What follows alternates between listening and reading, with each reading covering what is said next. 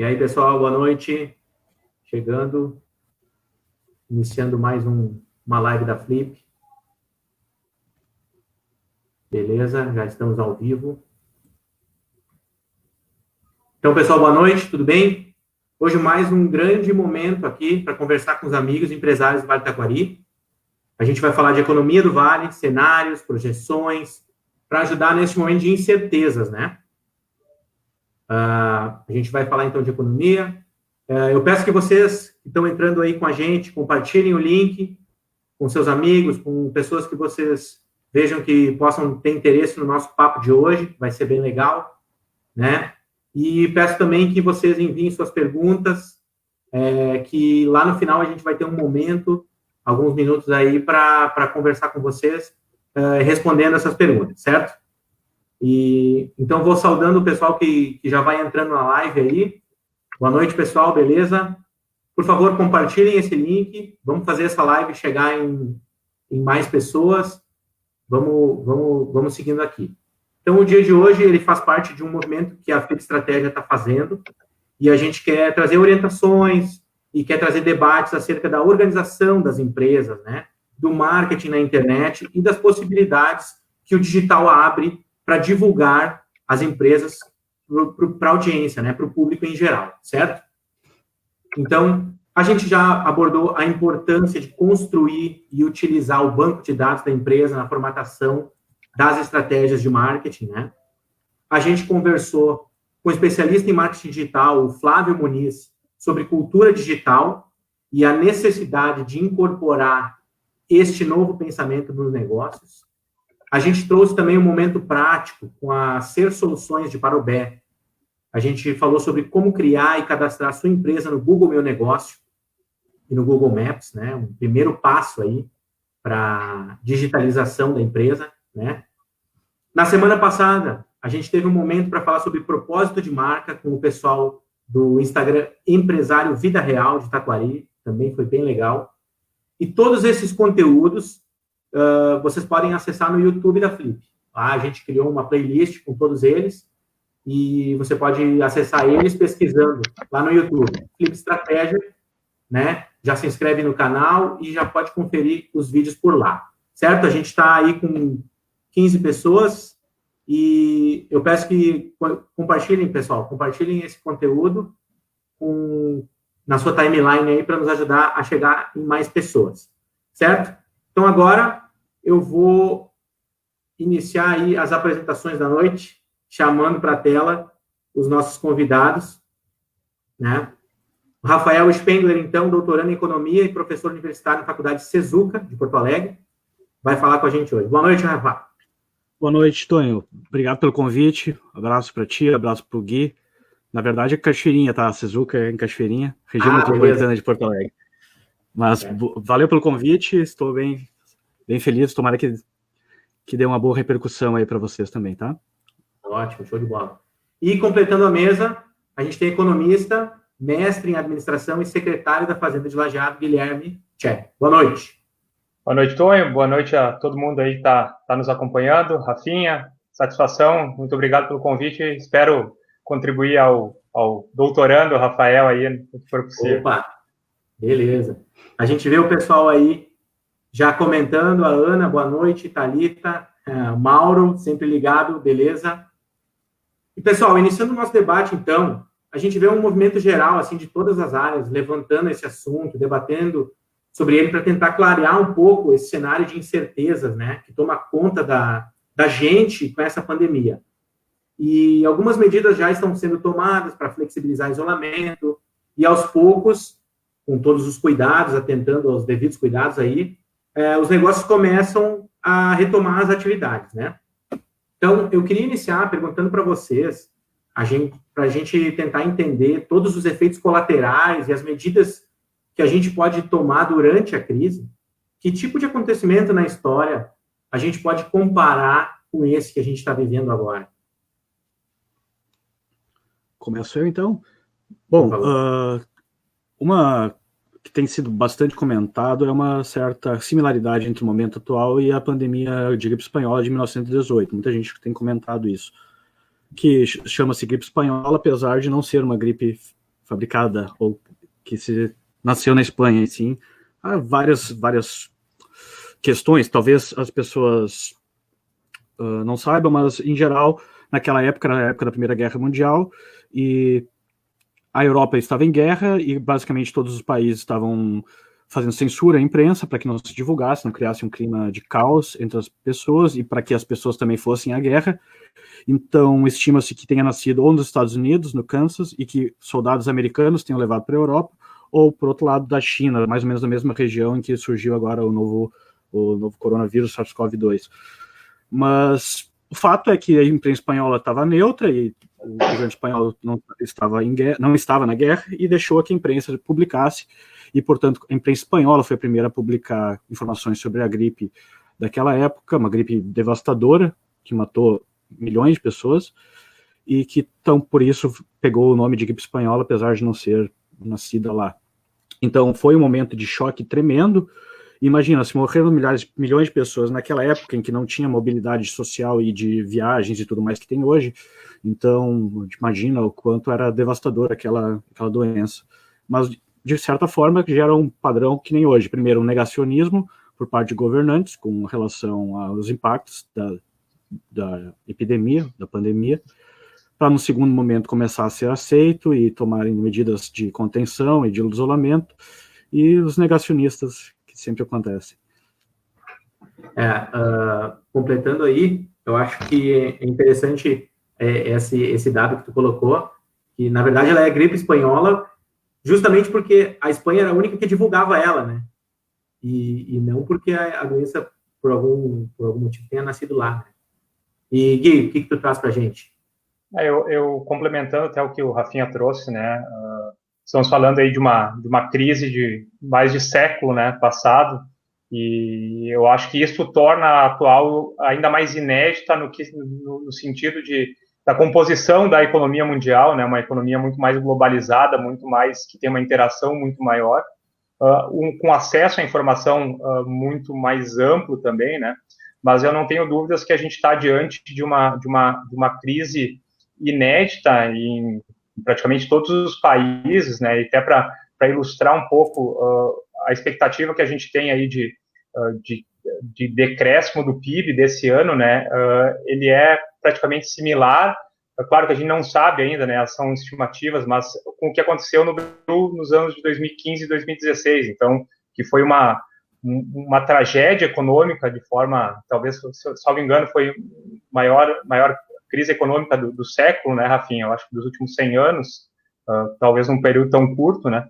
E a gente vai ter esse efeito econômico agora concentrado em praticamente 2 trimestres, né? Então, em meio ano, e isso vai realmente refletir nas nossas empresas, nas nossas vidas, aí, de forma bem forte neste momento. Beleza.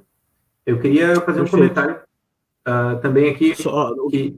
Por favor, Rafa, vai lá. Não, só para corroborar o Gui, foi a crise de 2014 até 2016, 2017, foi a maior da história brasileira registrada, e agora, num período de poucos meses, como o Gui mesmo comentou, a gente vai estar com, que foi uma crise de 2, 3 anos, agora a gente vai concentrado em 2 semestres, o que é terrível, né? 2 trimestres, aliás.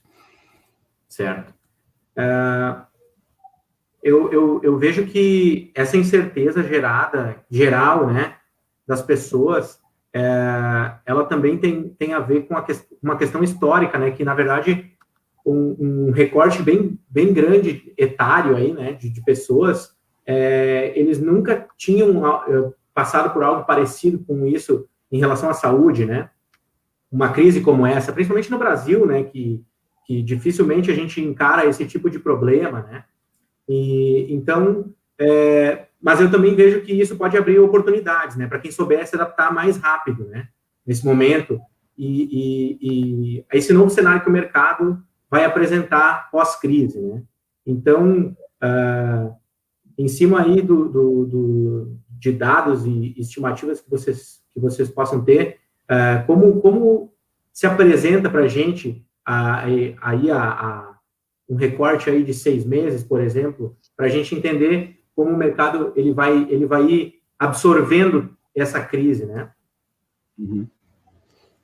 Bom, no primeiro momento, um ponto importante é que as projeções de PIB são muito voláteis, de acordo com... A gente não tem como saber e prever com muita precisão, mas as estimativas em geral, as que eu vi pelo menos, em torno de 4% a 8% de decréscimo do PIB este ano. Então, com uma mediana ali em torno de 6%, pelo Boletim Focus, e também as projeções do Banco Central do Brasil. Então, drástico, né? Portanto, vi uma projeção do IBGE de cerca de 18 milhões de desempregados até o final do ano. Então, não é para criar o caos, mas, tipo, a ideia também é que tenha uma derrubada forte e depois um crescimento um pouco mais lento, mas que, ao contrário, por exemplo, da Grande Depressão, lá de 1929 a 1930, aqui a recuperação é um pouco mais... deve ser um pouco mais rápida, e também não se compara com a crise de 2007, 2008, em que os bancos, a crise do subprime, lembram? Em que os bancos foram socorridos, porque aqui não é uma questão de que os bancos não estão mal, é uma questão de choque, a gente chama de jargão, choque de demanda, porque as pessoas não consomem, e um choque de oferta, porque não está conseguindo produzir. Então, as duas coisas ao mesmo tempo, isso aqui é uma coisa raríssima de acontecer, né? Então, essas são duas projeções aí de desemprego e PIB, e depois a gente vai para coisas mais animadoras, tá? Beleza. Eu até ia fazer o parênteses aí, porque quando põe dois economistas ainda no meio de uma crise, né, às vezes o viés fica meio negativo, mas eu acredito até para quem está nos acompanhando aí que, de certa forma, isso faz parte, né, e a gente tem que compreender a crise justamente para conseguir lá na frente aproveitar as oportunidades, né, então é importante que a gente tenha essa leitura do atual cenário, talvez dos impactos, né, e até colaborando aí com o Rafinha, o que a gente teve agora, sair os dados econômicos do primeiro trimestre, né, que já refletem um cenário negativo. Isso, infelizmente, ele pegou talvez 2 semanas aí do início da pandemia aqui, né, o impacto maior vai ser agora no segundo trimestre, tá? Claro que a gente já está vivendo, a gente já na verdade, já passou por parte dele, né?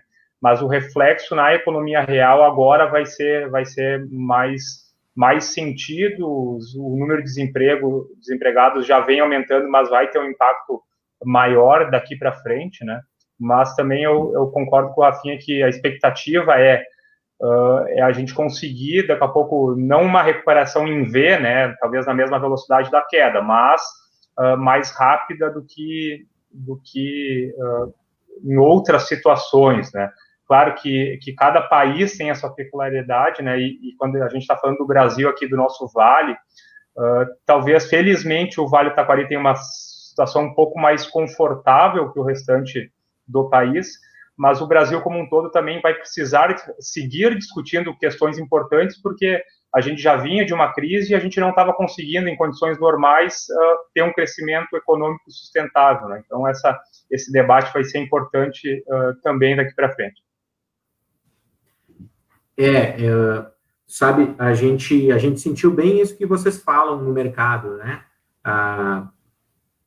Praticamente abril e maio, a gente não teve tanta essa percepção de crise pelo mercado, pelos comerciantes e tal, porque ainda existia um fluxo de caixa ali, né, e agora, a partir desse mês, eu acredito que a falta de receita, como o Rafinha colocou antes, né, o mercado está parado, né, mas eu acredito também que o Vale, por ele ter essa taxa de diversificação aí um pouco diferente, ele pode ter uma recuperação legal. Na semana passada, a gente conversou com o pessoal de Parobé, e lá eles são extremamente focados no calçado, né? E, então, talvez seja um panorama bem complicado para eles, para fazer esse retorno, né? E aqui, como a gente tem participação de diversos setores, né, na formação da nossa economia, isso pode ser relevante na hora da retomada, né? Beleza. Então, a pandemia trouxe um choque de realidade para alguns negócios, né, que insistiam em não inovar. E eu quero trabalhar muito essa questão de inovação aqui, eu preciso da expertise de vocês, né? Então, a gente viu muitos negócios trabalhando durante décadas, às vezes, fazendo a mesma rotina, né? E agora eles tiveram que abraçar de vez o digital, né? E isso demonstra para como a gente tinha empresas que estavam assim sobrevivendo mesmo, assim, né? E aí a gente vê esse tipo de transformação vai acabar tirando alguns players do mercado, mas vai adicionar outros que já vão ter um DNA mais aberto para inovação, né? Que já vão estar mais atentos e mais preparados para se adaptar, né, nesse novo contexto, né? Então, eu queria uma visão dos economistas aí sobre essa nova fase de tecnologia e digitalização dentro dos negócios, né? Como vocês enxergam isso e qual a visão de vocês sobre a interferência disso tudo na economia de fato, né?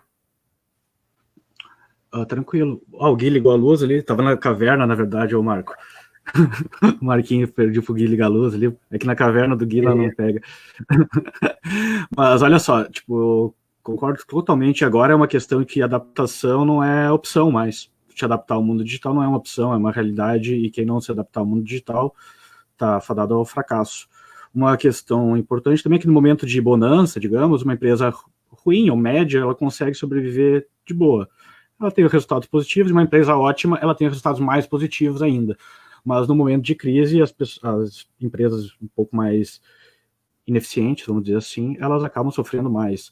E também a capacidade de adaptação brasileira é bastante forte. É incrível como meios, por exemplo, minha faculdade, a gente não dava aula à distância online. Tinha o modelo EAD, que é o modelo tradicional de EAD, só que aula online síncrona, que a gente chama, que é ao mesmo tempo que o professor está dando aula, explicando, o aluno vai pedindo, entrando em chat e tal. Isso nunca tínhamos feito lá e funcionou bem na maioria dos casos. Até vi um colega meu, um aluno meu ali, o Rafael Lourenço, boa noite, prestigiando. E então a gente tem que se reinventar, vamos dizer assim, né?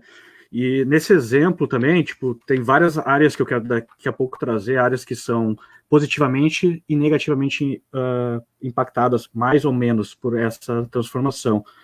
A transformação dos negócios é evidente, né? Todo mundo, não precisa ser empresário para saber disso. Por exemplo, aí eu vou dar 2 exemplos de empresas que agiram bem e agiram mal. Tá, primeiro eu vou dar um exemplo mais clássico do Itaú, que vai doar 1 bilhão para o SUS. Lógico que o Itaú tem uma empresa que tem fins lucrativos e tal, mas isso gera uma confiança na marca, uma empatia com a marca. Por exemplo, é um banco que está doando dinheiro para o SUS, 1 bilhão. É uma cifra ainda que... sim, vultuosa. Vultuosa e que passa, assim, tipo, marqueteira também, né? Podia ser. Mas vamos pensar, não é marqueteira no sentido ruim, né? Mas, tipo, é uma cifra que chama atenção.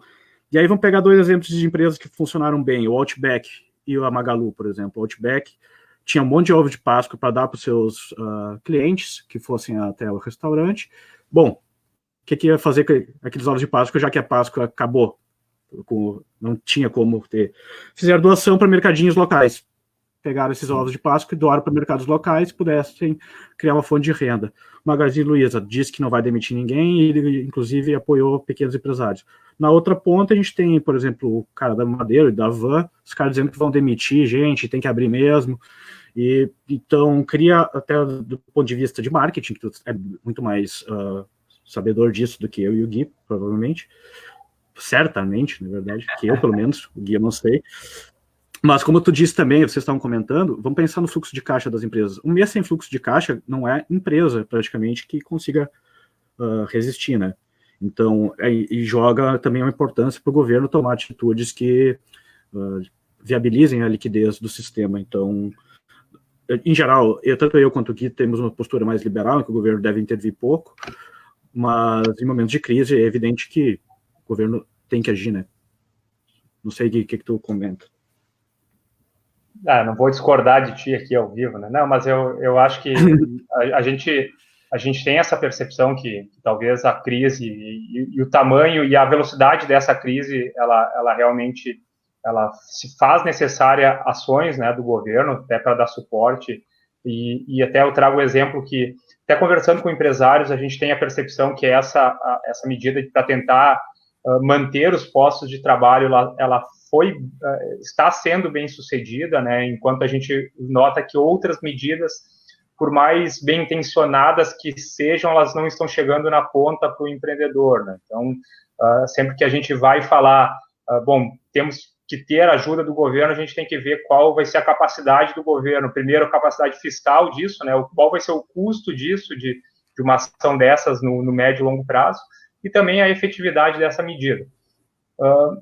Mas, voltando ali à questão da ruptura, ali, da mudança, né, o que é essa crise, eu acredito que, aí desde a virada do milênio, ali, né, a tecnologia ela vem cada vez mais tomando conta dos negócios, e quem não for pouco a pouco se adaptando, tende, no geral, a perder espaço, né. Eu acredito que essa crise pontual agora, ela vai acelerar isso, né, mas eu também não vejo ela com uma capacidade de ruptura definitiva de algumas questões, tá? Eu entendo que momentaneamente a gente está se reinventando, tá? Mas quando tudo isso passar, eu sinto que algumas coisas voltarão a ser, talvez não como eram, mas voltarão a mais próximo do que era. Mas isso não tira a necessidade, né, de inovação, das empresas estarem prontas para mudanças, né? Talvez a grande lição vai ser o seguinte: a gente não sabe, de fato, na economia a gente sempre fala bastante isso, mas talvez na realidade seja um pouco diferente a percepção das pessoas, mas o futuro ele é incerto, né? E essa crise ela veio para mostrar que tu vai para o carnaval de uma forma, quando tu volta o mundo está ruindo, e no mercado financeiro foi assim, inclusive, né? Na quarta-feira, quando as bolsas reabriram, né, a coisa começou a derreter aqui, né, e o mercado financeiro ele consegue ter essa percepção de antecipar o problema, muitas vezes, né. Aqui a pandemia, a gente começou a falar de restrições maiores em metade de março, né, que, por exemplo, a restrição maior foi no dia 19 de março, que foi o decreto de calamidade. Então, a gente acaba tendo as empresas conseguem, o mercado consegue perceber muitas vezes antes o tamanho do problema. Eu acho bem legal isso que tu está falando, e isso casa com a ideia da incerteza, né? Que o mercado em si, o montante grande de valores do mercado, ele está sempre na frente. E aí, essa incerteza toda é que vai em cadeia até nós, né? Até nós que, de fato, estamos atuando num pequeno nicho aqui, né? E tal. E eu gostaria de fazer um comentário em cima da Magazine Luiza, que o Rafinha colocou. Eu estava escutando uma palestra do Dado Schneider, que foi o publicitário, para não chamar de marqueteiro, publicitário responsável pela digitalização e pela mudança que a Magazine Luiza passou nos últimos anos, né, desde 2012, e parece que eles estavam prevendo que isso ia acontecer, né, e, de fato, eles se digitalizaram e se prepararam. Parecia que eles sabiam, né, que ia acontecer algo parecido,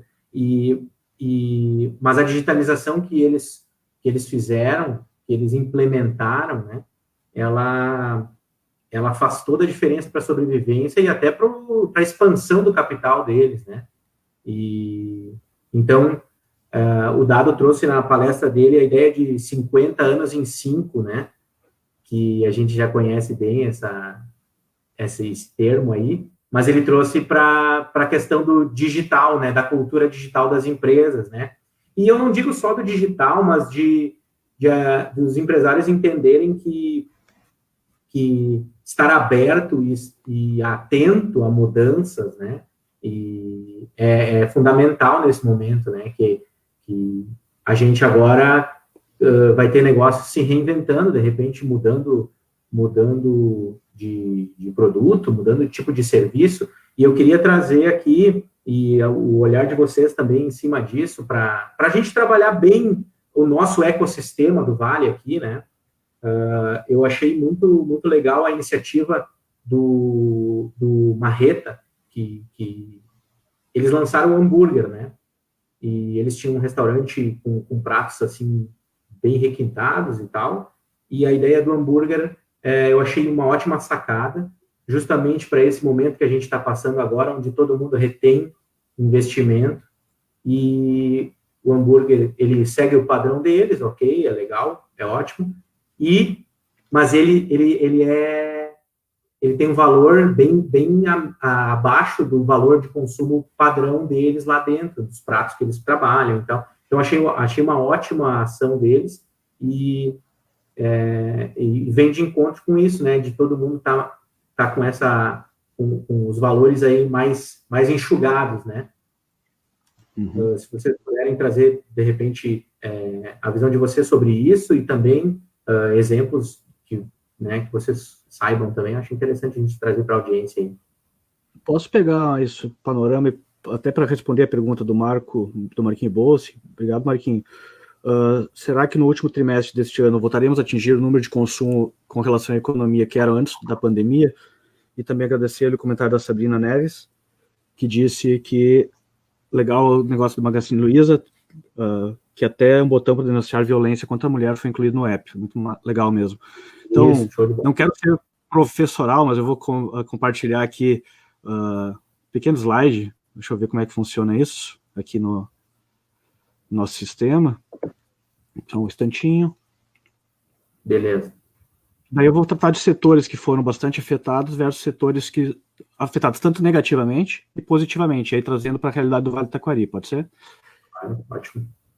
Vamos ver aqui.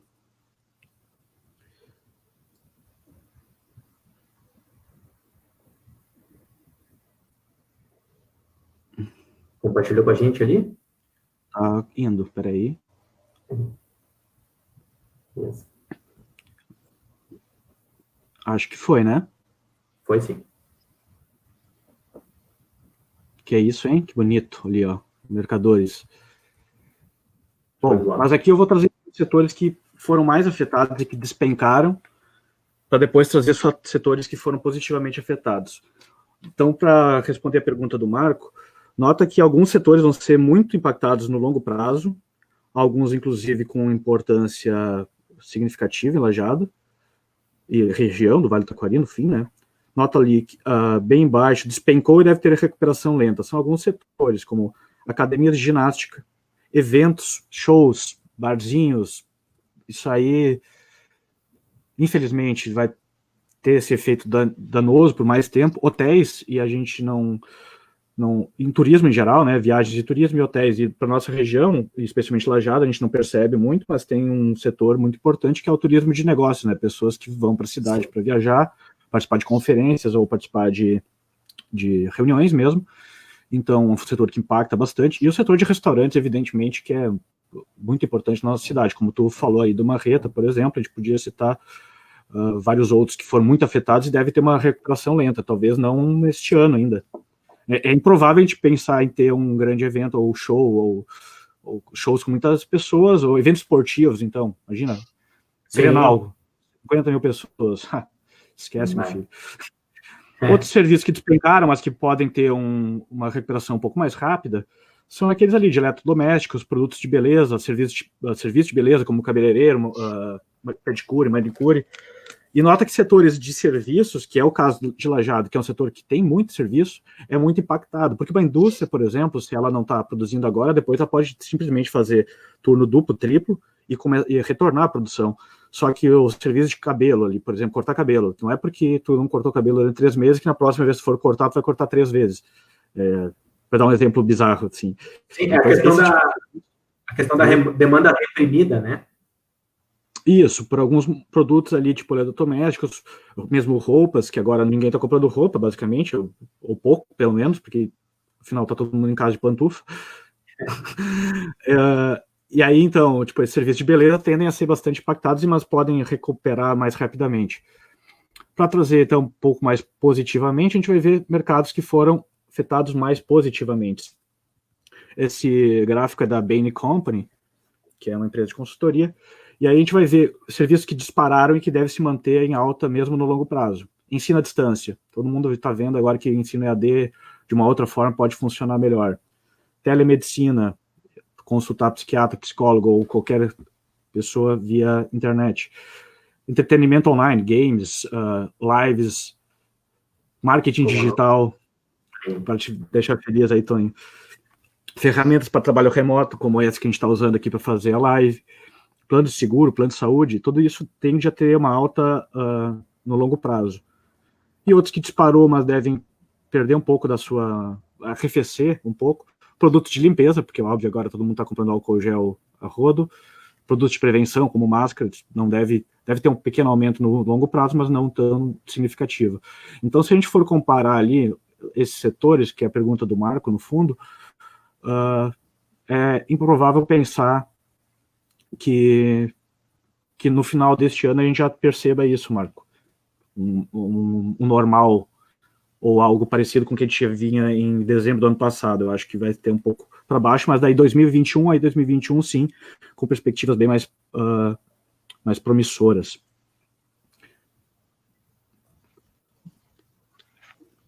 Beleza. Aí só para colocar aqui, eu vou colocar as duas coisas juntos aqui no PowerPoint, para quem quiser tirar um print, talvez. Boa, eu acho legal, sim. Eu achei bem legal. E isso traz também um panorama e de repente, até uma maneira das pessoas analisarem oportunidades aí, né?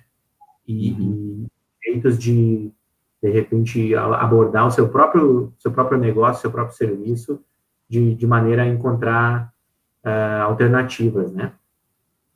Rafael Lourenço botou assim, no setor de motocicletas já recuperamos no mês de maio. Esse é o Rafael, teu xará, lá de Cachoeirinha, isso? Isso, esse mesmo. Grande Rafa. E a Thalita Girardi, telepantufa, dá para fazer entrega de pantufa, hein? Beleza, gente. Só para uma coisa. Fala, Gui. Perdão, pode falar, Gui. Não, eu ia falar só dessa questão de crise gerando oportunidade. A Uber e a Airbnb nasceram justamente da crise de 2008, 2009, em que muitas pessoas perderam seus empregos, tinham carros, tinham talvez um quarto, precisavam de remuneração, e a Uber e a Airbnb foram empresas grandes que souberam aproveitar uma crise. Desculpa, pessoal, Gui. Não, era até nessa linha aí, eu ia comentar que a gente consegue ver que mesmo numa crise, né, existem grandes oportunidades e talvez essa seja uma grande lição também para as empresas, né, que quem tiver capacidade de adaptação rápida daqui para frente talvez vai conseguir ter mais sucesso, né, porque a economia, a tendência é que ela seja cada vez mais dinâmica, cada vez mais globalizada, né? Então, isso, claro que uma coisa é na teoria falar isso, né? Mas eu acho que pouco a pouco nós temos que conseguir tornar isso possível na prática para conseguir nos adaptarmos aos cenários, porque a realidade daqui para frente ela vai ser, no fundo, o brasileiro já está acostumado, né? O brasileiro ele vive eternamente, eu acho, num clima de incerteza, de rápida adaptação, mas se mostra importante mais do que nunca isso, e está ligado no que está acontecendo em tecnologias ao longo do mundo, ao redor do mundo, né? Porque às vezes não basta ter a vontade de inovar, de mudar, se não tiver as ferramentas adequadas para isso. É isso aí, gente. Pessoal, enviem perguntas para a gente. Enviem perguntas aí para a gente debater. Acho que essa interação é bem legal, como o Marco fez, como a Sabrina, a Thalita fazendo seu merchan aí. E, chegou o Juan Herrera aí. Na opinião de vocês, quais as medidas que o governo teria que implementar para recuperar empregos? Vou botar na tela para vocês. Vai, Rafinha. Vou ligar aqui para o Paulo Guedes perguntar o que ele tem. Boa, fechou. Ótima pergunta do Juan. Boa noite, Juan, tudo bem? Bom, recuperar emprego. Nesse primeiro momento, eu acho que a gente está mais focado também em não demitir gente, né? O governo deve estar agindo para tentar não demitir gente, porque a demissão leva a um efeito em cascata, com menos pessoas com dinheiro, menos pessoas consumindo, que gera impactos na indústria e assim por diante. Então, as demissões em massa que a gente pretende que não aconteçam, deveria ser o primeiro ponto, de manutenção de empregos. O segundo ponto que o Gui também frisou é que, por exemplo, numa crise bancária é muito fácil tu injetar dinheiro no banco, porque o banco é uma instituição fácil de chegar. Agora, no caso de chegar nas pontas, que são aquelas pequenas pessoas, pequenos empresários, sei lá, os carinha que tem uma pequena lanchonete, que tem um carrinho de pipoca, esse tipo de emprego é muito difícil de chegar até lá, né? Tipo, um emprego informal, inclusive. Então, primeiro, teria que ter uma organização melhor do sistema de informações do governo. Tem muita gente que não é nem é inexistente para o governo, que as pessoas nem sabem que essas pessoas existem, o governo não sabe que as pessoas existem, de forma que até os auxílios emergenciais estão muito morosos, muito lentos para chegar até quem realmente precisa.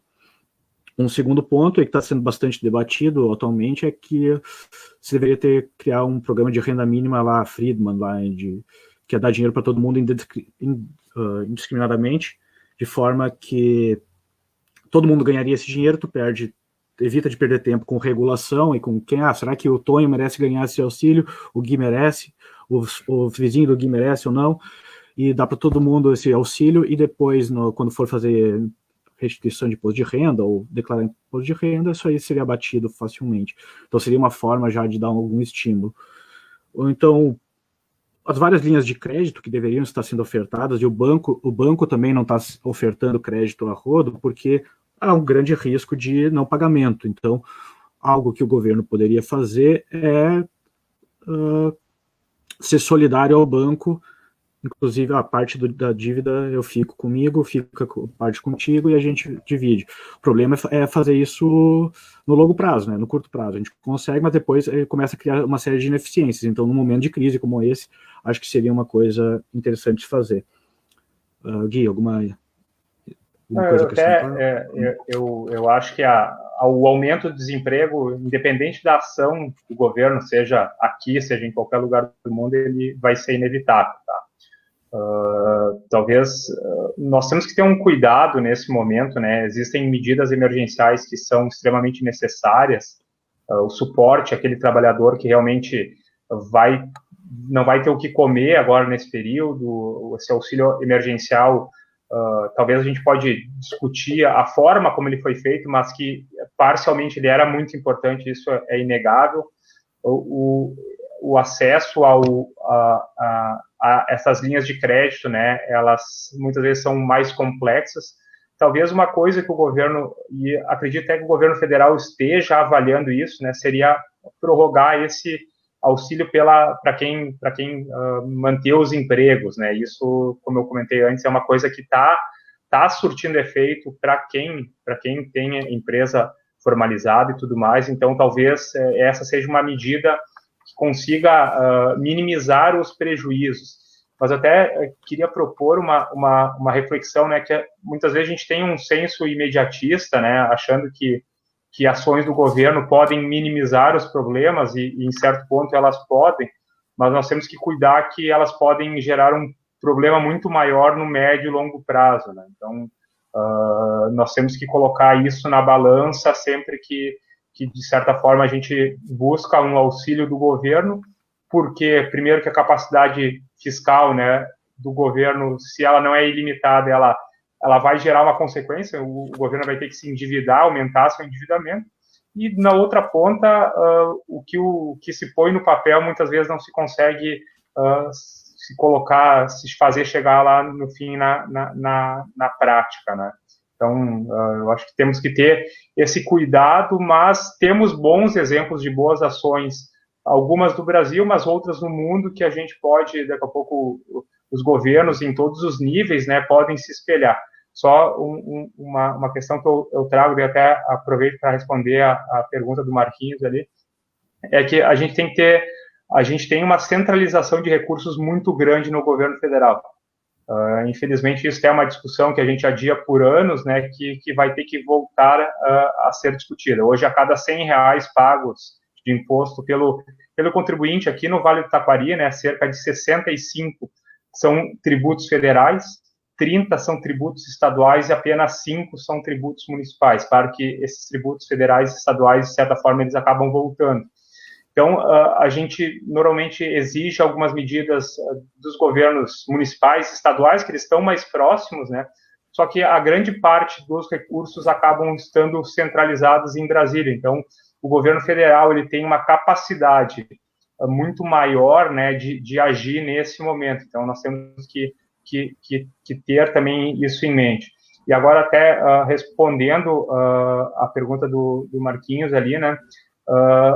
No mês de abril, tá, a gente teve já um início de uma queda, mas o maior impacto em termos de arrecadação deve ser meses de maio, junho e julho, né, em especial o ICMS.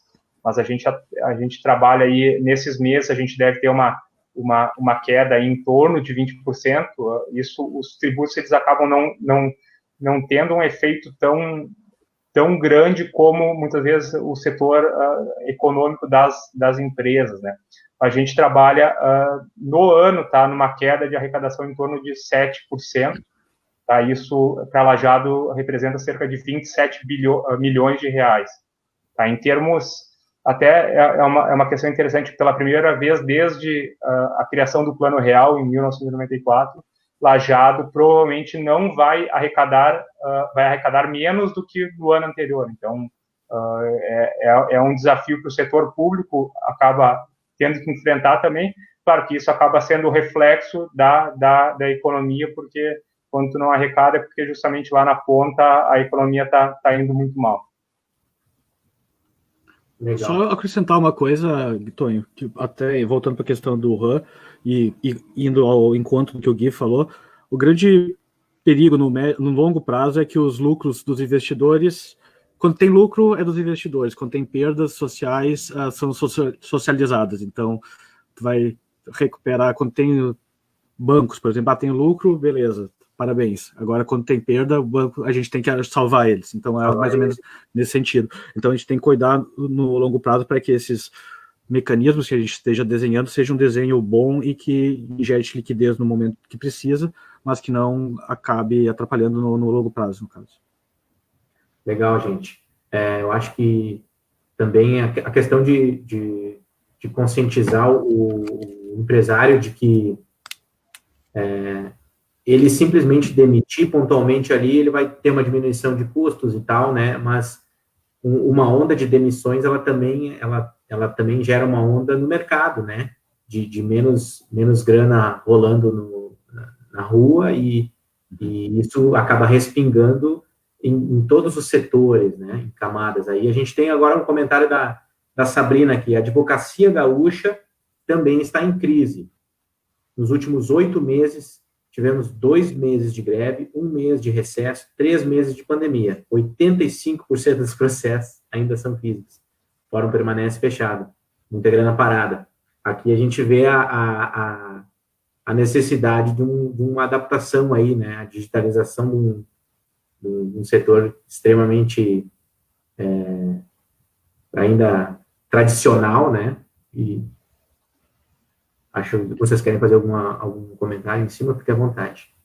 Não, isso é inevitável. A Justiça Federal já é muito mais digitalizada. Agora, isso é um absurdo, um retrocesso, retrocesso não, é uma falta de movimentação para digitalização de processos que é absurda. Cria um monte de ineficiência. Agora, durante a pandemia, se os processos fossem digitais no Estado, pelo menos, teria como continuar trabalhando, muito provavelmente, mas isso já era uma questão ineficiente antes mesmo. Porque tem que ir fisicamente no fórum para pegar alguma coisa se tu pode simplesmente ter esse acesso digitalizado? Sim. Não tem sentido. É um outro setor que vai ter que caminhar rapidamente para a digitalização. É os 50 anos em 5 que a gente estava conversando, né? JK. O André Bicker. Corrupção. O André Bicker traz para a gente aqui mais um comentário. Vamos conversar com ele. Boa noite. Na prática, existe chance de involução da globalização ou seria algo mais momentâneo com a valorização de produtos nacionais? Aqui ele traz aquela sensação, eu acho que o Trump sentiu muito forte quando ele entendeu que ele não tinha em casa máscaras e EPIs para todos, né? E ele entendeu que ele ia precisar da China, de fato, né? Então, isso traz um processo ou uma tendência de desglobalizar, né? E eu acho que é isso que o André traz para a gente aqui. Obrigado pela participação e eu quero ouvir vocês sobre esse comentário dele. Começo eu? Vai lá. Então tá. Bom, no primeiro momento pode acontecer isso, mas eu sinceramente não acredito no longo prazo que isso aconteça. Eu acho sim que, por exemplo, aí, o caso que tu levantou do Trump se ver sem máscaras e precisando daquilo, eu acho que vai haver uma certa modificação no sentido de não colocar todas as plantas industriais num só país. Quem tende a ser muito beneficiado com isso é o México, por exemplo, em que porque os Estados Unidos produzir na China, por que as pessoas produzem na China? Porque é muito barato pagar merreca para um chinês produzir. Mas também não vai ser produzido em Nova York, máscara, não vai ser produzido na Califórnia, no Vale do Silício, vai ser produzido em algum lugar com mão de obra barata, e o México se torna o principal, talvez, candidato óbvio, né, a substituir Sim. algumas plantas. O Brasil não, o Brasil teria que construir isso, poderia ser também um local para se fazer isso, mas o Brasil está muito longe das cadeias de produção globais e também a crise de confiança que está havendo. Então, eu acho que não necessariamente vai ter uma involução da globalização. Pode ser, André. O André fez uma boa pergunta, mas eu acho que é mais uma reorganização do plano do que necessariamente uma involução da globalização, exceto a partir de movimentos xenófobos ou, como, por exemplo, o Brexit, ou se a Itália realmente quebrar. Então, daí é uma questão um pouco diferente. Mas simplesmente por causa da Covid não vejo ainda tão explícito isso. Eu de forma macro, eu concordo com o Rafinha, eu acho que a globalização, ela não só é inevitável, como ela, economicamente, ela é muito boa, né? Salvo questões pontuais, tá? Mas talvez até a pergunta do André seja mais a questão regional, né, que a gente vê o empreendedor local agora, campanhas, né, incentivando o consumo local, né? Mas eu acredito que isso seja até uma mudança de mentalidade, não só de mentalidade do consumidor, mas também pelo lado da oferta. Daqui a pouco o próprio empreendedor vai ter que se reinventar para manter esse consumo aqui, né? Então, isso até é uma reflexão que o empreendedor vai ter que fazer, porque o Rafinha, ao invés de consumir algo de Lajeado, de Arroio do Meio, acabava consumindo algo de fora, né? Então, existe uma questão por isso, não é simplesmente a questão, eu gosto mais de Porto Alegre, eu gosto mais de Sapucaia, algo assim, não. Talvez o empreendedor também vai ter que repensar algumas coisas, não só para manter o consumidor local, como para buscar consumo fora, né? Nós temos empresas aqui que são grandes exportadoras, tanto para o exterior como para o resto do Brasil, né? Então, nós temos que criar talvez mais empresas deste tipo que abocanhem o mercado local, o mercado regional, estadual, nacional e internacional, que daí a gente começa a enxergar isso também com outros olhos. Claro que de certa forma, algumas empresas, né, as pequenas empresas, têm um pouquinho mais de dificuldade, mas acredito que nós tenhamos, essa crise também sirva para a gente refletir, seja como empresário, seja como consumidor, de algumas questões, e vai ser importante. Eu acho que a região como um todo, ela tem capacidade, né? Nós temos um povo trabalhador aí que foi forjado no trabalho e tem capacidade, né? Então, o Vale do Taquari, com certeza, vai tirar grandes lições dessa situação, além de, né, Rafinha, de ter um grande número de casos, né, que acabou nos colocando nos holofotes, né, mas o setor empresarial também vai tirar lições disso e vai ser importante, talvez, no médio e longo prazo para toda a região. Uma questão que eu gostaria de acrescentar aí é perfeito o que o Gui falou. acho que, por exemplo, um restaurante que começou a atuar como delivery agora, certo? Tem que fazer isso mesmo, mas num médio e longo prazo eu acho que e no curto mesmo, tem que haver uma sensibilização, o restaurante mostrar por que ele é importante de fato para a sociedade lajadense ou do Vale do Taquari, quantos empregos ele gera, por que tu vai comer na pizzaria X ou no McDonald's. Tu vai ter essa valorização do local de uma forma mais humana, talvez, de sensibilidade. E talvez aí, sim, indo ao encontro do que o André perguntou, vai ter uma valorização maior do produto local, vamos ajudar o nosso vizinho, no fundo, né? Nosso munícipe ou nosso amigo a ter uma renda e que isso permite manutenção de empregos também. Então, acho que aí pontuando. Legal. Trazendo a visão do marketing aí, eu vejo que é praticamente, em cima do que o Gui falou, é uma autocrítica, seja de quem compra e seja de quem produz, de quem vende, né? De entender o compre local, né? Como uma nova cultura, né? Que a gente precisa entender e criar ela de todas as suas desmembramentos, seus desmembramentos. E também, isso que o Rafinha colocou agora no final, eu acho que casa muito com o papo que a gente teve com o perfil empresário Vida Real, que fala sobre propósito de marca, né? E aqui, pensando na questão de comunicação, mas também, né, na parte de gestão e de economia da empresa, é um momento de olhar para dentro e entender qual é o meu papel em Lajeado, qual é o meu papel no mercado, né? Porque não é só ganhar dinheiro, né? Não é só fazer receita, né? Qual personagem eu sou na história, né? E aí sim, os negócios eles vão entender melhor quais os caminhos tomarem aí, né? Pessoal, achei que a gente conseguiu desenvolver um bom assunto aí, trouxe uma boa discussão para a mesa e trabalhar aí ideias para o Vale, né? E trazer um pouco de luz aí para essa discussão e para o empresário no geral que está enfrentando essa crise, né? E que a gente enxerga aí que pode se arrastar ainda por alguns meses aí. E eu queria agradecer vocês muito pela disponibilidade, por trazerem assuntos aí tão importantes para a gente, e também pedir que vocês dessem um boa noite aí já com a visão de vocês para os próximos passos aí, para o próximo trimestre, de repente, como vocês enxergam o Vale, né, as alternativas que a gente tem, que tipo de medidas que a gente pode tomar e assim por diante.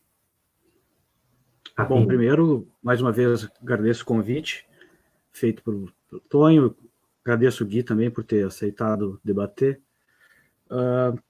Bom, a gente comentou bastante aqui que os próximos meses não vão ser muito fáceis, mas gostaria talvez de fechar com algumas recomendações ou sugestões para quem tem um pequeno negócio. Procurar fazer uma proteção da gestão de caixa eficiente, tentar enxugar custos desnecessários, despesas desnecessárias. Se possível, renegociar com bancos, renegociar com fornecedores, prazos, prolongamento de dívida, carência de dívida, para tentar sair dessa da melhor forma possível e depois conseguir, aí sim, decolar, porque realmente é um período muito curioso, sui generis que a gente vive, mas vai passar e vai dar tudo certo daqui a pouco. Tentem ser criativos, se adaptar, não entrar em pânico, mas ficando em casa. Abraço. Obrigado, Rafa. Então, até para finalizar, agora vou repetir uma coisa que a gente escuta bastante, mas que eu acho que de certa forma é fundamental, tá? Nós ainda estamos no meio de um período conturbado, tá? E talvez a pior coisa que pode acontecer para a economia regional é a gente ter uma volta de uma contaminação em maior escala, tá? Isso seria um tombo na economia que a gente nem comentou aqui, mas que seria, então, a gente retomar as atividades. Eu sei que a gente queria voltar para a normalidade o quanto antes, tá? Mas, infelizmente, esse período aí vai ser dessa forma, vai ser complexo, e é imprescindível que a gente, na medida do possível, mantenha os cuidados, priorize, talvez, o trabalho ao lazer nesse momento, né? E como disse o Rafinha, né? Para a empresa, nesse momento, talvez seja o momento de sobreviver. É triste, mas é a realidade, mas em paralelo a isso, a gente não pode esquecer que o amanhã, quando vê ele já está aí, a gente tem que estar preparado para essa retomada, né? E como eu disse, felizmente, eu acho que o Vale tem a capacidade de reagir mais rápido, tá? Por um lado, a gente consegue não sentir tanto na crise pela nossa matriz econômica diversificada, pela questão da alimentação, e isso também nos dá, de certa forma, a oportunidade ali na frente de sair mais rápido e talvez conseguir reagir, talvez não no final desse ano, como disse o Marquinhos aí, mas no ano que vem a gente já está de novo com um crescimento sustentável aí que venha para mudar também esse patamar dos últimos anos aí que a gente vive patinando. Beleza, Guilherme. Obrigado, então, pessoal. Eu só queria fazer um comentário aí também. O Rafa trouxe a ideia do fluxo de caixa, né? E em relação ao marketing, a gente vê que agora é o momento de priorizar no nosso leque aí de serviços, de produtos, do nosso cardápio,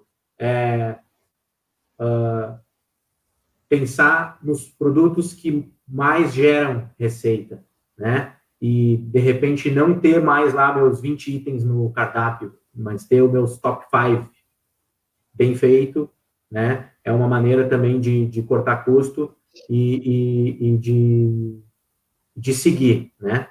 Também acredito que uma outra estratégia interessante para enfrentar esse momento tem a ver com a gente utilizar a nossa base, né?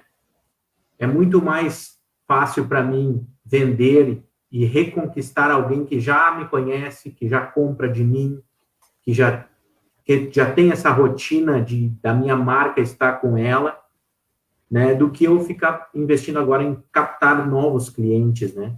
Então, acho bem interessante também as empresas focarem no marketing de relacionamento, né, de conversar com quem já me conhece e assim por diante. Gente, eu agradeço imensamente vocês novamente, tá? Agradeço a galera que ficou com a gente durante essa hora, muito legal, tá? Muito obrigado. Esse conteúdo, ele vai estar disponível aqui na timeline do Facebook, mas ele também vai estar no YouTube da Flip Estratégia, certo? Então, é bem tranquilo de acessar via YouTube, e acho que é um bom companheiro de debate para quem estiver no carro, de repente, e assim por diante. Certo? Obrigado, pessoal, e boa noite a todos. Até mais. Boa noite. Boa noite.